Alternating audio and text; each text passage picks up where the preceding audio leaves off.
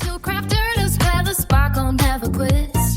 Glue, gems, and glitter, yeah, we're crafting up hits. Got my Boston brigade rolling by my side. Money python with the swagger, pudgy full of mischief. Think keeps it real, but she's ready to play.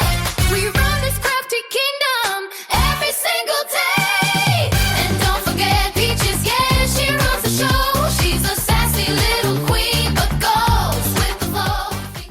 Welcome to my channel. This is Rita with Crafteritas, and this morning while I was drinking my coffee, I was watching the DP Hobbyist, and she did a countdown of her top 5 artists.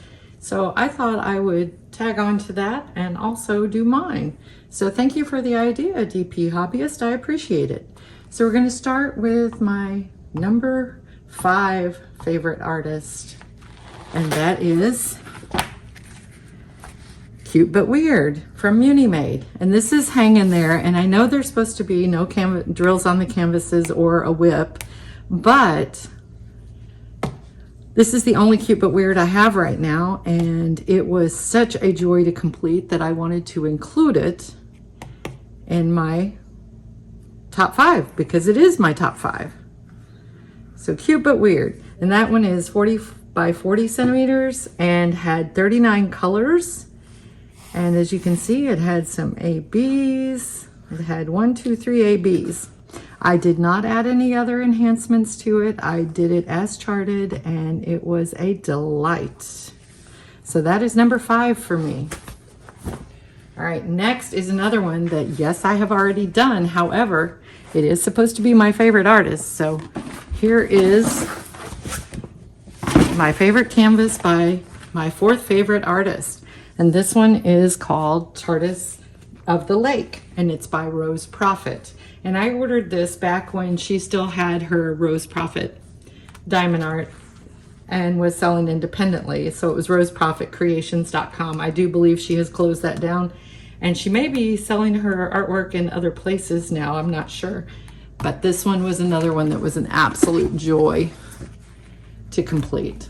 It was absolutely beautiful. Doctor Who is one of my favorite series ever, and so it captured it beautifully with the Tardis and in the lake, and it was 80 colors. There were no specials in it. I believe it was, yep, 80 by 80. So it was 80 centimeters by 80 centimeters, and it was another one that I have to include because it was an absolute joy to complete. So that is Rose Proffitt's Tardis of the Lake. And I don't know if you can still purchase that one anywhere or not. I hope you can, because anybody who's a Doctor Who fan out there will want to have it. All right, next up, no drills on these canvases. My number 3 artist would be Luibka, and I chose this one, even though I love all of hers. I chose this one. It's so close yet so far. And it's 55.8 centimeters by 78.7 centimeters. And it has 30 colors, of which there are 2 ABs, 2 fairy dust, and 1 quad.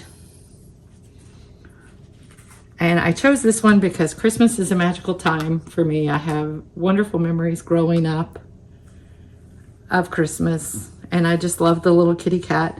And the cardinals hold a significance for me because my husband passed away a few years ago, and every time I see a cardinal, I think it's him visiting me. All right, so that was number 3. Number 2 on my list is, of course, Richard Lorenz. Who can resist his birds? And I chose Raymond. There's a significance for me for Raymond. I won't go into it here, but it has to do with literature.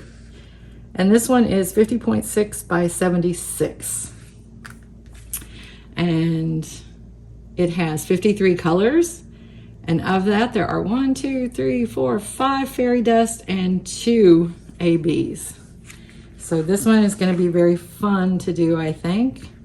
And I love Raymond, and it says, I believe. And I do believe. All right, and my final one.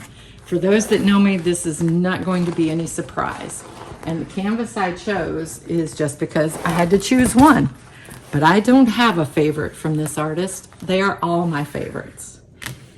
This is Rose Trellis In from Randall Spangler, and it is 69.9 centimeters by 97.8 centimeters, and it has 87 colors, 2 fairy dust, and 3 ABs. There will be more added to this, more specials added to this, so I'll have to check on DP with Sparklers and see when they have enhancements for it. They may already have, so I need to check. But I chose this one just because it was a recent one. But I actually have every single one of Randall's works and absolutely love collecting them. They bring me such joy. I love seeing the little draglings. And this one I do not believe has any draglings in it. If it does, I'm missing them. Usually, and a lot of times in his houses, he'll put the little draglings down in front, you know, pulling a wagon or something like that. But I don't see them in this canvas. But nevertheless, I still love it, even without the draglings. So when I first started diamond painting, the Spanglers were, the draglings were what kind of pulled me out of a pretty good depression that I was going through with losing my husband. And diamond art has been a lot of therapy for me, and I've really enjoyed it, and it brings me a lot of joy and a lot of peace. And Randall Spangler is the #1 artist on my list because he was the first one I found. And the draglings just brought me such joy. I mean, how can you look at the draglings and not have joy? But anyway, so that is my top 5, and I am going to tag a few people. I'm going to tag Y over at Shenanigans with the Bergs. I'm gonna tag D over at Chocolate Diamonds. I'm gonna tag Mary Lee over at Diamond Dinosaur 33. I'm gonna tag Kathy over at Kitty for Crafts, and I may tag a few more in there, but I'll put them down below in the description. But thank you for watching, and I'd love to hear your top 5 favorite artists and your top 5 favorite canvases by those artists.